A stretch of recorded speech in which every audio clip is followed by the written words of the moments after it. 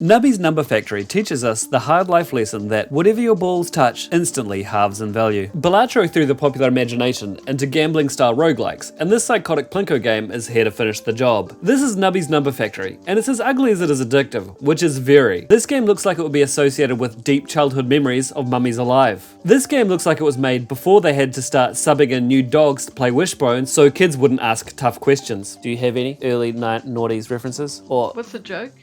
Don't even fucking worry about it. I'm sorry I was...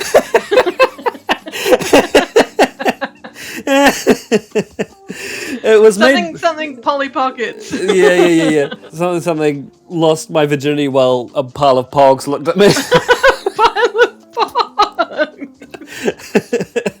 It was made by Mogdog, a college student who's an inspirational figure because they taught me that it's easy to make an overnight success if I just put in 8 hours of work a day in my free time for 2 years straight. It's been low-key popping off for the last month or two, or even longer than that because I've been sitting on the script for too long. It's racked up an overwhelmingly positive review score on Steam. The loop is simple but effective. Shoot a ball to hit pins and earn money and spend it on upgrades that have various effects and triggers. If the board is looking scuffed, you have a free reroll. You then need to synergize your abilities to force their triggers into a cascading combo, nuking everything on the screen. By the time you're done, it's less plinko and more GeoCities website in a blender. I need to start making a playlist of games with made for listening to podcast energy, because this game would definitely be on it. The game starts about strategic... Is there another word for strategic? Strategic.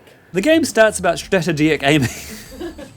And ends in shooting the ball being a mere formality for your abilities to start raining down Indian diplomacy in Pakistan. The pins start doing numbers that would make cookie clickers blush, but you can't truly flex till your score crashes the game entirely. After finishing the main campaign, you then unlock Endless and Challenge Mode. In Endless, it becomes less about nuking the field and more about juicing each pin for as many points as possible, because even a full clean sweep won't be enough to get you progress. The only real form of meta progression is unlocking these little guys called Tonys, each with their own set of buffs.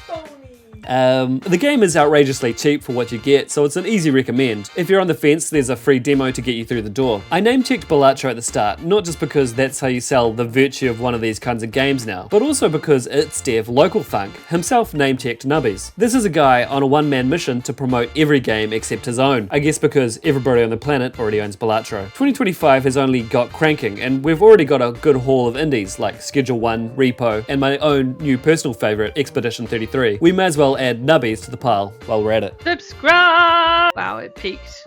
You should subscribe.